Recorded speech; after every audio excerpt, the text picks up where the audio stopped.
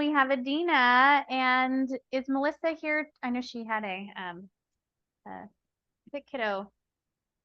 She was here in earlier on. I don't know if she's still on. She was there when we started the call. She did send a video intro. So I'm going to click on. Is Melissa here? No? Okay. Let me just click on this and see how it plays. Oh, sorry. It's let's go. Hi, my name is Melissa Myers, and my mentee is Adina. She has a super strong affinity toward urban planning, civil engineering, a really fascinating engineering brain. Talking to her is like talking to any other engineering colleague. She's so knowledgeable, and she's got such a strong vision and passion for what she's doing and where she wants her work to go. So it's really been a pleasure. I know she pivoted her project in the middle of this program. So, and you can really see how she took on both her projects with her whole heart. I'm really excited for you to see all the work that she's done. And it's really been a pleasure working with Adina. Thanks. Just for people in the audience, the reason she couldn't be here, she has a 4-month-old baby. And while she was not going to mentor initially, she took over this mentoring because, there was certain unavoidable circumstances with the previous mentor that caused her to pick this up. So we're really grateful to her. And yeah, let me see if I can do slideshow again. Go ahead, Adina. Hi, I'm Adina. I'm a senior in SKA here. Next slide. So I got the privilege of working with two amazing mentors, one of which you just saw, Mrs. Melissa Myers. She lives in San Jose, California. She graduated from Georgia Tech and went to graduate school at UC Davis and got a biomedical engineering degree. And then I also got the privilege to work from a graduate from here at SK, Mrs. Aviva Oppenheim at first, and she graduated Cooper Union with a degree in engineering, and now she works at the New York Port Authority.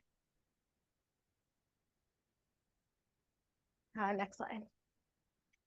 So originally my project all stayed on one track. I wanted to go look into the engineering field, specifically urban planning, as I'm off to college soon, and I wanted to know what I'd be interested in. I had recently taken a trip to Israel, and I really loved the light rail, and I don't know, very much interested in me comparing it to the LIRR and everything here. And obviously I recently got my driver's license, so seeing traffic here, I was like, there has to be a smarter, more efficient way to flow traffic here in the 5 towns. So my project is a light rail system running through the 5 towns. And my goal was to learn more about engineering. I learned a lot about urban planning, and I learned more into Arduino, the code, which you'll see later. I built a deconstructed model system, and I had a planned map system of the light rail. Next slide.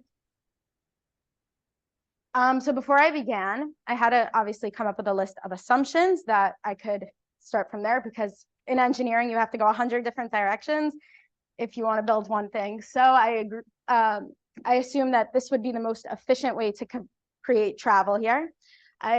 That the stops were placed at the most efficient stops. There was the possibility to buy privately owned land, and energy would not be an issue to harvest. Next slide.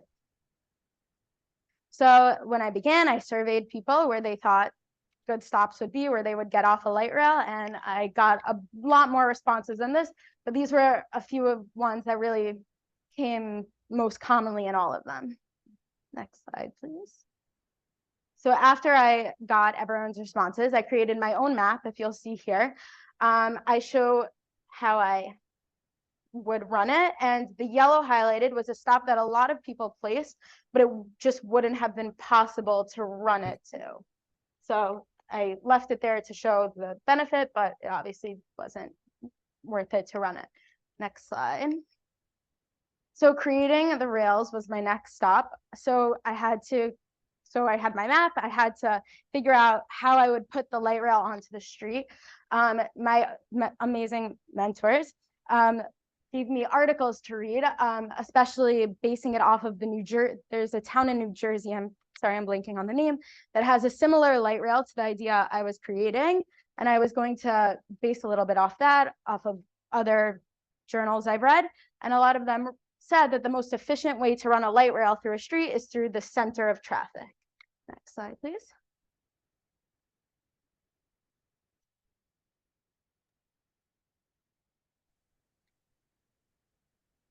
So here I color coordinated based on how I would implement the light rail into the street.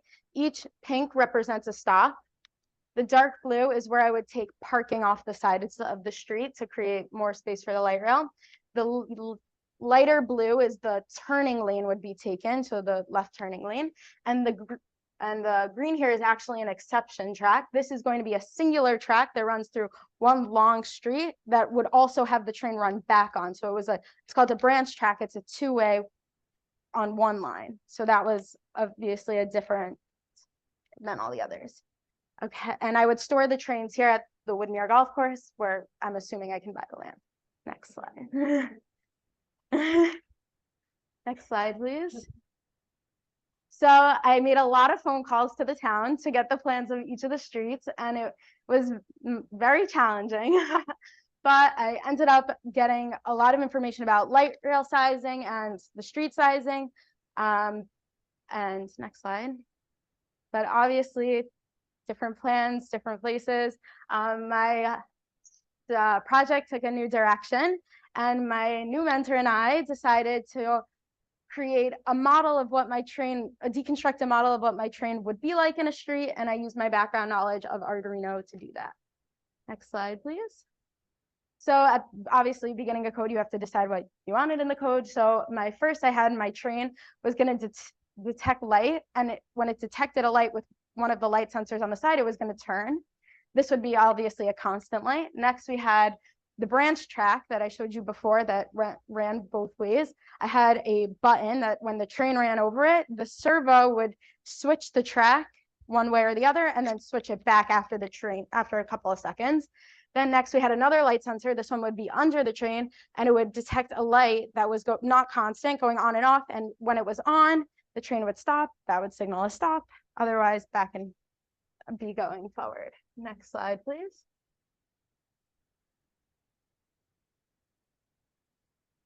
So this was my materials used. This is my connections. I mostly wrote this down because we created like a flow chart together if anyone ever wanted to recreate this project.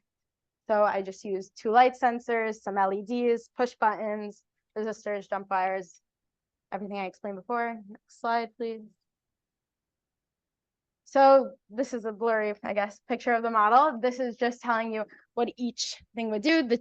It reads an input from train stop and train stop and turn light sensors.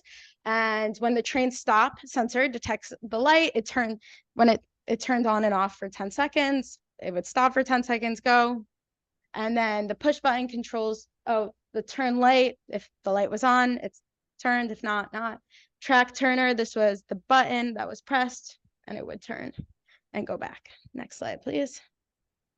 This is my code. It was Arduino. The next slide will show more of it. We'll show you more of what it does. So this is my motor that was always at a constant unless obviously otherwise.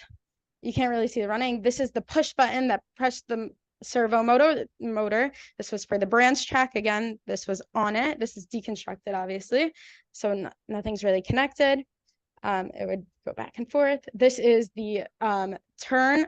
This was the turn, not the turn, the stop light. See, it goes on and off. When it was off, the train would start going again. When it was on, the train would stop.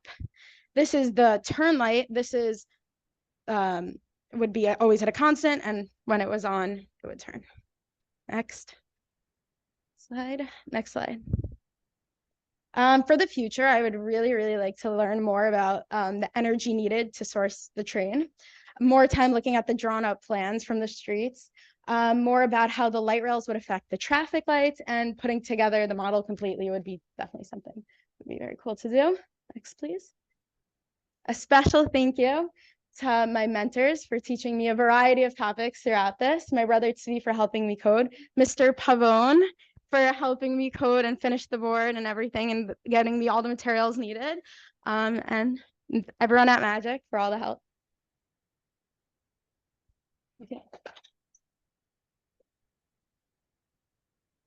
questions?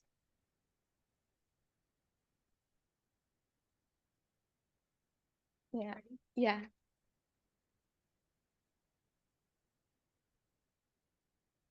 You Smarty, if you wanna go for it. That was claps, but I can ask a question. That was really, really cool. I liked how you were able to build a model from it. It sounds like you did a lot of different kind of work. You had research, you looked into city maps, and you had to understand how a light rail worked, and then you had the physical component. What part did you really enjoy, and what was challenging about doing all of that? I really like the very, very beginning of the project when I was still like deciding what to do, and like I was still very interested in trains, and I definitely love trains are my biggest. I'm a big fan of trains, so it was really, really fun when she mentioned like the idea of building a light rail in the first place, and I was like, that's crazy, like someone could do that, like you could just have the idea, and she's like, yeah, why not? And I was like, let's go for it. Thank you.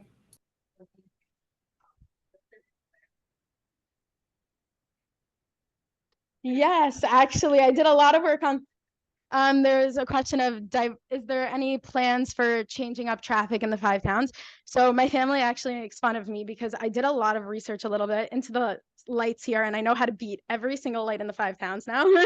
I know the exact amount of seconds. I know where the pressure plates are. It's very interesting. They work based off metal here. And so now every light I stop at, I'm like, 10 seconds, everyone. And they make fun of me.